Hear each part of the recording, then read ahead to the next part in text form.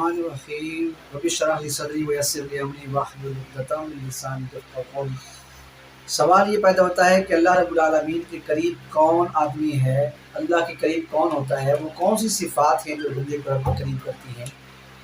اس میں ایک تو بات یہ ہے کہ رب العالمین کا عطا کیا وہ جو دین ہے اسے دین اسلام کہتے ہیں۔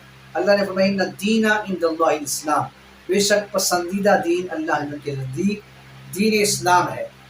جو اللہ رب العالمین کی پسند کے اوپر چلتا ہے وہ اللہ کے زیادہ قریب ہوتا ہے، اور رب العالمین جس کے قریب ہوتا ہے پھر اس کے لیے نیکیوں کے راستے آسان کر دیتا ہے۔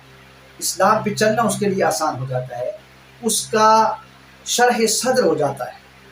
تو اللہ کی رضا کو ڈھونڈنا ہے اور تلاش کرنا ہے کہ رب راضی کس طرح ہوگا۔ رب تو اپنے بندے کی طرف ہر وقت متوجہ ہوتا ہے، لیکن بندہ ہے کہ وہ اپنے رب سے دور بھاگ رہا ہے۔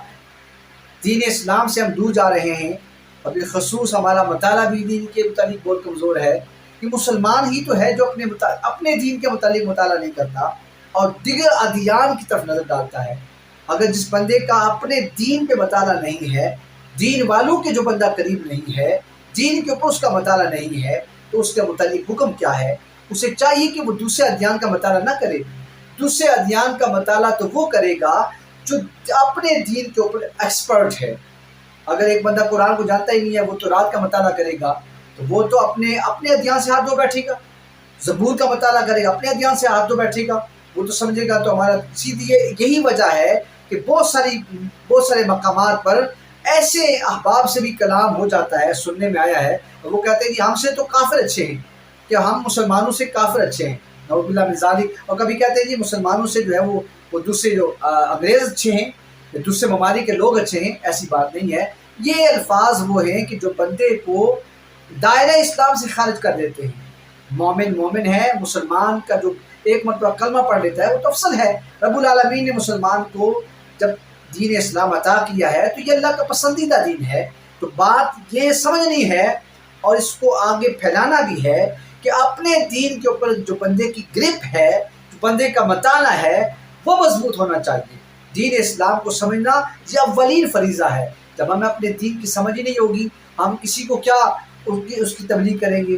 رسول اللہ صلی اللہ علیہ وسلم کے سامنے سیدنا فاروق اعظم رضی اللہ تعالیٰ عنہ نے تورات کھولی ہے، تورات کا نسخہ آپ کے ہاتھ میں تھا، مشکوٰۃ شریف کا حدیث موجود ہے، دیگر کتب کے اندر بھی ہے۔ تو آپ نے جب دیکھا، پوچھا عمر کیا پڑھ رہے ہو؟ کہا یا رسول اللہ مطالعہ پڑھ رہا ہوں، میں تورات کا مطالعہ کر رہا ہوں۔ آقا علیہ السلام نے فرمایا کہ اے عمر، کیا میں اللہ کی طرف سے رسول بن کے نہیں آیا؟ اور کیا جو میں قرآن لے کے آیا ہوں اس قرآن کے اندر کچھ کجی ہے؟ تو آپ کے چہرے کا رنگ متغیر ہو گیا۔ مصطفیٰ کریم صلی اللہ علیہ وسلم کے چہرے کا رنگ متغیر ہو گیا جب دیکھا کہ وہ تورات کا مطالعہ کر رہے ہیں۔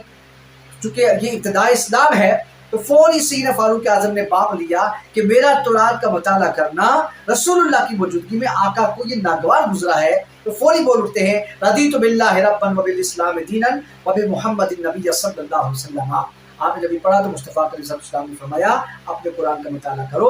بات یہ ہے بلغوا عنی ولو آیا، حضور کا فرمان ہے کہ میری امت کا ہر بچہ جو ہے وہ مبلغ ہے۔ یہ قرآن کریم کی وہ آیت جو نص ہے اس طرف اشارہ کر رہی ہے کہ کنتم خیر امت اخرجت للناس تأمرون بالمعروف وتنہون عن المنکر وتؤمنون باللہ، کہ تم بہترین ہو تمام امتوں میں سے جو کہ دنیا کے اندر تشریف لائی ہے۔ سب سے افضل امت محمد ہی ہے، اس لیے کہ اس کا بچہ بوڑھا بڑا سب مبلغ ہیں۔ کچھ زبانی طور پر تبلیغ کرتے ہیں، کچھ کردار جو ہیں وہ مبلغانہ ہیں۔ تو ہمیں چاہیے کہ ہم اپنے دین کے ساتھ میں بڑھ چڑھ کے حصہ لیں، لیکن یاد رکھیے گا فاسألوا اہل الذکر ان کنتم لا تعلمون، بس علم والوں سے پوچھو، دین اسلام کی سمجھ رکھنے والوں سے پوچھو جس چیز کا تمہارے پاس مطالعہ نہیں ہے۔ اپنے عقل نارسا کے اوپر ہی اعتماد نہ کر بیٹھو۔ یہی وجہ ہے کہ فتنے بڑھتے ہیں اور نااتفاقیاں ناچاکیاں پیدا ہوتی ہیں کہ ہم علماء سے دور ہیں۔ ہمیں قریب ہونا ہے، پھر دین کا مطالعہ کرنا ہے، اس کی کلیات جزیات کا مطالعہ کرنا ہے۔ اگر یہ ہمارے پاس نہیں ہوگا تو ہم دیگر ادیان کا مطالعہ کریں گے تو کس طرح ہم کمپیریزن کر سکتے ہیں کہ ہم ادیان کو کیسے ہم پرکھ سکیں گے؟ اس لیے اپنے دین کے اوپر گرفت ضروری ہے۔ رسول اللہ صلی اللہ علیہ وسلم کی تعلیمات پہ عمل اسی صورت میں ہوگا۔ اللہ کے قریب ہم اس وقت ہوں گے کہ جب ہم اپنے دین کے ساتھ محبت کریں گے اور دین کی لائی ہوئی ہر چیز کے اوپر عمل کریں گے۔ تو اللہ کے قریب ہو جائیں گے۔ جب اللہ کے قریب ہوں گے، رب جب اپنے بندے کو پسند کرتا ہے تو پھر اپنی طرف سے متوجہ کرتا ہے۔ حضرت عطا رحمۃ اللہ تعالیٰ علیہ بہت بڑے بزرگ گزرے ہیں، آپ گئے بازار میں اور اس دور میں لوگ باندیاں خرید کے لایا کرتے اپنی خدمت کے لیے، تو آپ نے گھر کے کام کاج کے لیے ایک باندی کو لے کے آئے، خادمہ خرید کے لائے۔ جب آپ گھر میں آئے، رات سوئے ہوئے تھے، آپ کی آنکھ کھلی تو دیکھا کہ خادمہ اپنے کمرے کے اندر مصلے پہ کھڑی ہے اور رات کا وقت ہے، تو وہ مصلے پہ کھڑی ہے اور اللہ رب العالمین کی بارگاہ میں دعا کر رہی ہے کہ اے رب العالمین، تجھے اس محبت کا واسطہ جو تو میرے ساتھ کرتا ہے میری بخشش فرما دے، میرے ہاتھ پہ رحم فرما دے۔ حضرت عطا رحمۃ اللہ علیہ کے کانوں میں جب یہ آواز پہنچی تو آپ اٹھ کے بیٹھ گئے اور آپ جلال میں آئے اور کہا کہ اللہ کی بندی یہ دعا کس طرح کر رہی ہے کہ رب ذوالجلال اس محبت کی قسم جو تو میرے ساتھ کرتا ہے میری بخشش فرما دے۔ دعا کرنی ہے، فرمایا تو اس طرح دعا کر کہ اے اللہ اس محبت کی قسم جو میں تیرے ساتھ کر رہی ہوں اس طرح دعا کر۔ تو اس باندھی نے جواب دیا کہ حضرت اللہ رب العالمین مجھ سے محبت کرتا ہے، جس کے صلہ میں وہ محبت کرتا ہے تو اسی لیے اس محبت کی وجہ سے اس نے مجھے لا کر بستر سے اٹھا کر مصلے پہ کھڑا کیا ہے۔ تو گویا وہ مجھ سے محبت کرتا ہے تو اس نے مجھے اپنی یاد کی توفیق عنایت فرمائی ہے۔